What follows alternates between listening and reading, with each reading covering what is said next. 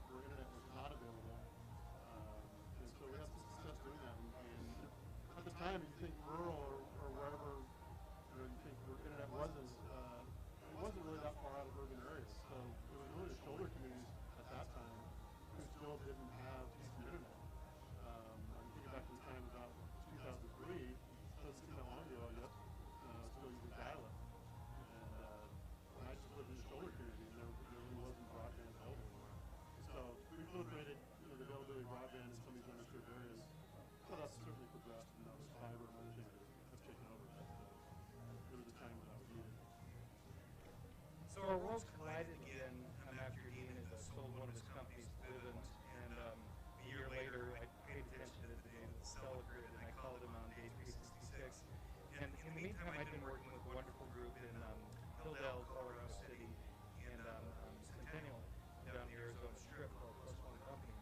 And I realized that what he and I had talked about was absolutely true, because we went from 0 employees to hundreds within 6 months by having the system of more than adequate bandwidth, training, and then consumers who needed the services to be taken care of. So we talked that day, and we came up with a number of different things that we wanted to accomplish. That, in essence, turned into something that we tied into with a trip on a bus. You want to talk about bus tour? Yeah, well, let me give you a little bit of foundation in terms of what it's all about. As we look at really what Accelerant is and where it started, this idea behind joining urban and rural together, and bridging the gap and being able to introduce jobs and technology into rural areas to bring better employment to individuals. And so, as we formulated this idea, we thought, well, why don't we bring together these companies in the urban areas who can't find talent, and let's connect them with people in rural areas who seem to have some talent to fill these jobs. And so we worked with the state of Utah to create a tour out to Vernal, Utah, which is one of our rural communities out there, and did a bus tour with a lot of dignitaries to essentially bring them out and have a bit of a job fair and parade a lot of the individuals who are looking for work within Vernal in front of these dignitaries to just prove to them that this exists. It still bums me out, though. Yeah. We go out there and we had 400 people Yeah. waiting with resumes, ready to be interviewed, and we had nothing to give them. And it was heartbreaking that way that we didn't have anything specific to I give mean, them. we had touted it as an expo tour. But I think from that sprang a lot of things that the state has now engaged themselves in and trying to spawn more activity in rural legislation to even activities in terms of these innovation centers and things. I think really the beginning of that came from that simple bus tour. So we had two members of Health Equity, Isaac or Izzy and Carly, on the bus with us, and they brought back to the brass at Health Equity that there could be some opportunity in rural. But it wasn't Vernal that we found the location. Our friends in Price that had this old school, the Reeves School. Yeah. We were through Tammy Ursenbach, who's now doing amazing work in Arizona. I mean, she's a testament to what a real economic development professional could do in the community, right? She was a go-getter, and she really came after us. So was that girl in Vernal, man. She was killer. Annie was cool too. They do great work. So she proposed that we rent the biggest portion of this BTAC, Business Technology. What was the BTAC stand for? BTAC. It doesn't matter. It's been a long day. And we rented it and we fixed it up with the pretense that we were going to find a company. Yeah, we really kind of just went out on a shoestring and just said, I went out on, I mean, what, maybe $10,000-$12,000 that we put in? Yeah, I mean, that wasn't a lot of money by any means, but just to build and they will come was the mantra. And they did. After we'd had it up and operating and we'd then indexed it and burned it in for about a month, we got a phone call from Health Equity, another person, Melissa, and she says, we need to have, was it 7 days? No, they needed 25 people hired and in seats in 10 days. 10 days, yeah. And we did it. We did it. And from there it went into a whole bunch of other things, and it's kind of cool that we worked ourselves out of a job because their entire organization's remote now. We certainly... I guess thanks or no thanks to the pandemic. Yeah, but still, they're thriving as a remote company, and to think that we were part of the solution in the interim is a really cool thought. Yeah, they didn't start out remote. I mean, they had agents working from home and people working in our center, and they would transition to home. But that changed with the pandemic, and so as they went completely virtual, so did all their employees. But the ability for us to be a tool for them to hire within rural just continued. We really had our banner year, and actually during the pandemic in 2021 was. And many of you may know I was very, very sick. got long COVID and they got fat, a little fatter than I am now. Well, we got some exciting news that we can talk about that's contingent on a couple things, but I think it's safe to say that if you go to YouTube and you look up Castle Country or Castle Country Access, there's a composite video there that we created about 4 years ago with another opportunity that unfortunately, for a variety of different reasons, turned into a kind of a little bit of a false start. But I think there's a really good possibility, even though we don't have a date for it, that's going to work. If I just kind of explain that? Yeah, exactly. This is cool, and this is where I'm not eloquent, and I'm just going to kind of like go like this. Yeah, no, I think the evolution of Excellent has really kind of taken the whole business to the next level, right? It's the full solution. No, we've learned some really critical things over the last number of years since 2016, as we've been operating down in rural, which is really, how do you spawn economic growth within a rural community, right? And there's a lot of people who've put in some valiant efforts to try to get things to happen in rural. ROI, READY, RCIC. And there's some good efforts, but the fact is they've had modest success at the end of the day, really transforming rural into anything significant. And unfortunately, our rural communities continue to struggle. There's only about 10% of the youth that stay within a rural community, right? So you've got this out-migration of all your future talent. There's a brain drain, so if somebody has real talent and they want to work at a corporation that presses their intelligence in new and different ways, and technology and this kind of thing, it's just not available in rural. And so they end up moving. If we look at workforce participation, the percentage of women in the workforce is about 23% lower in rural than it is in the urban areas. And the wage disparity is even worse. The wage disparity is about 25% less in general across the spectrum. And it goes, I think that overall Utah with the populace, we're at a 73% and 100% wage disparity. Yeah. But down there it's like 60. Right. So, there's all these challenges, and so really what we're trying to do is put together what we call an economic growth model, which is a model we've developed over the years, which combines really the convergence of what we think are the critical elements of economic development all at the same time. And that's what we've noticed is there's this chicken and the egg problem, right?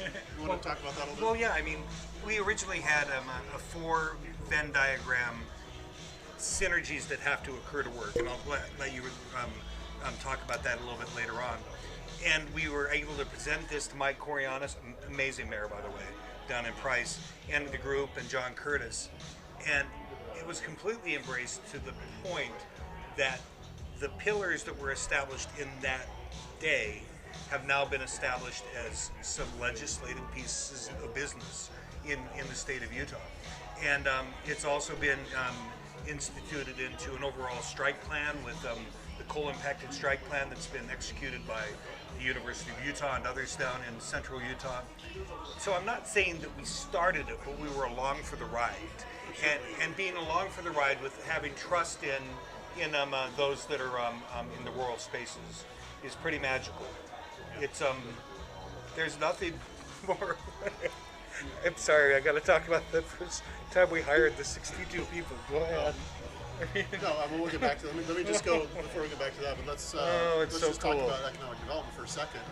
So again, convergence of critical elements. So when you think about the problem of employment in rural areas, what does it look like? Well, people need a good job, and in order to stay in rural, you got to have a good job.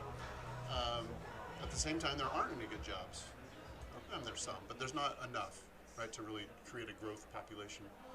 And the second half of that formula is you've got to have companies willing to provide jobs. Yeah. So they want to have individuals who are capable of fulfilling those jobs in that same geographic location in which you want to operate. So which comes first? Do the people who are trained come first, or does the company? Well, the old model says they have to. I mean, you've got to be able to have this matching model, but everybody knows that when it comes down to it, they're going to hire somebody that's got the ability to breathe and have a breathing heart. I mean, the fact is, in rural, because the talent leaves, there's no ability to create this matching model. Right? No. So you don't have the people available to fill the jobs if a large corporation comes. And so again, you got to create this simultaneous convergence between the two. So really what we're looking at is looking at the workforce development portion of this that can match the corporate needs. So you've got to work well ahead of time to attract a company to come in, but also develop the workforce that goes along with that. And then you also have to have an infrastructure piece. So Let me bring up a key point here too. You want to make sure that you don't tell the rural community what to do, but you want to be able to provide them access to the resources. But if that only, and I'm sorry, I'm not trying to offend anybody that's within earshot that works with me on this, but you have to have an intermediary that's not involved with government. You need to have an interpretive type of person, well, industry and government. Well, you got to have a catalyst for the whole thing to work, right? You know, government has its role and can do things legislatively to help trigger some things, and that's what we're seeing. You know, there's some legislation that's been passed to help trigger some of this that we can take advantage of as we try to create economic growth. But we've really got to create the convergence of all the other elements in order for it to happen. And the last element really is past infrastructure. Really is the capital investment dollars that are willing to go there to make all this happen. So really, the next phase of Accelerant is to bring all these pieces together at the same time in order to create economic growth. What are the 4 pillars of the Venn diagram? Yeah, as we look at the Venn diagram, it does not include capital. That capital ends up becoming a critical element as well. But we talk about people, we talk about education, opportunity, and infrastructure. And that was the first 4. But now it's moved into 6, and why? Yeah, so obviously we have the engine of that is innovation. So you've got innovation that's pumping opportunity into this economic growth model, and then you've added capital because you've got to have capital. Can I hypothesize something with you? Sure.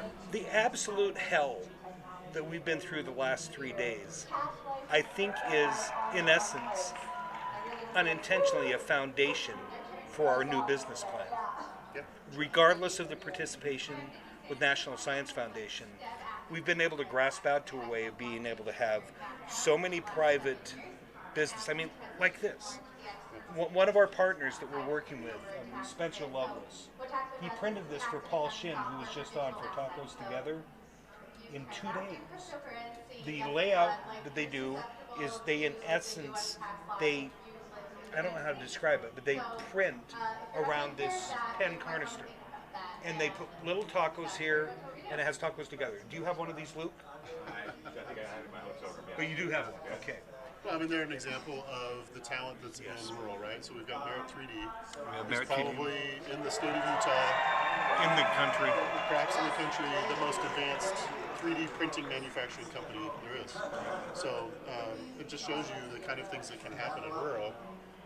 Well, look at Intermountain Electric. Yeah, Intermountain Electric's another good example. Right? One of the very best edge computing, power compression, custom compute companies in the world. By the way, they 3D print metal with all of the needs to be able to tie in. So the AutoCAD puts it in, and you watch it click out. It automatically forms it, bends it. Takes flat steel and turns it into pieces and parts for their units. So They employ 1,200 people. yeah, so I mean, it's great examples of just what rural is capable of, and so that's we just want to expand on that. Really, we're talking about. We've had a lot of call-ups today, and one came from Chad Saunders when we were talking to the representative from District 60. This call-out is a very simple one. The manufacturing,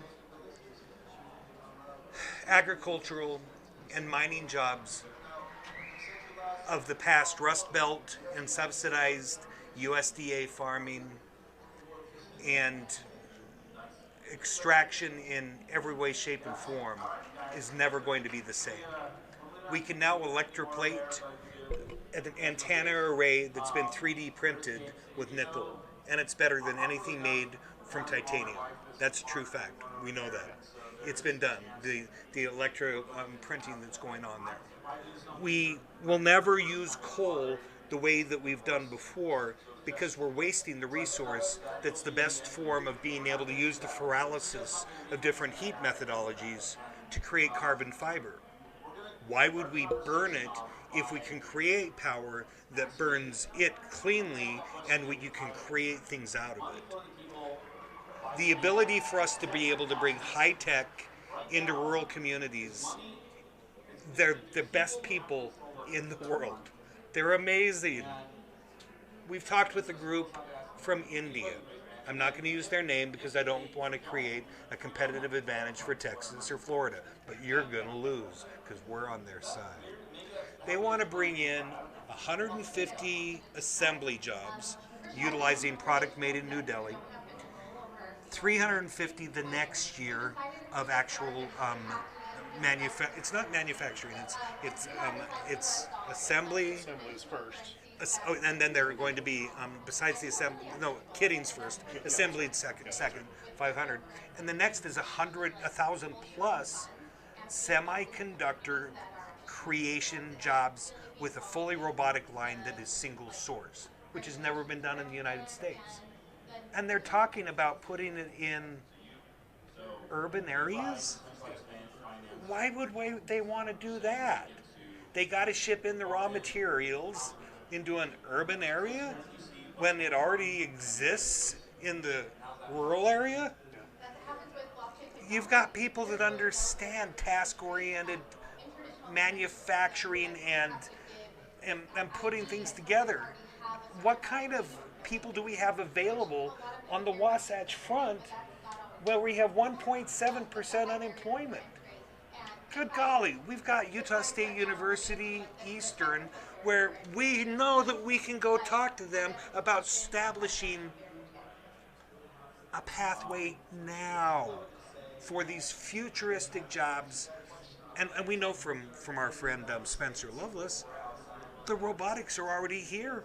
They already work. We just got to institute it.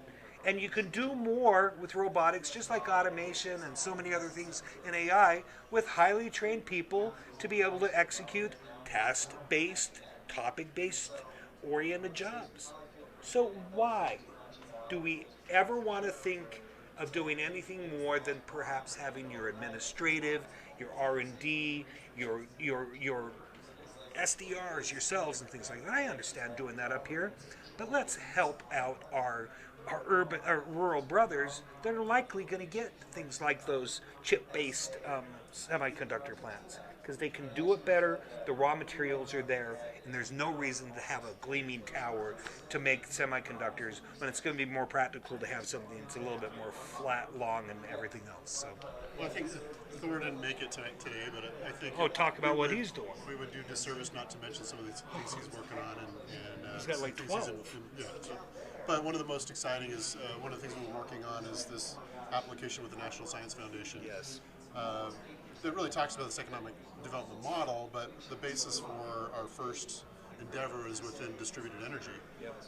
And so there's some exciting things happening in the world of energy that really could put rural, and we could even talk about rural Utah as one. Excuse me? As perhaps a world.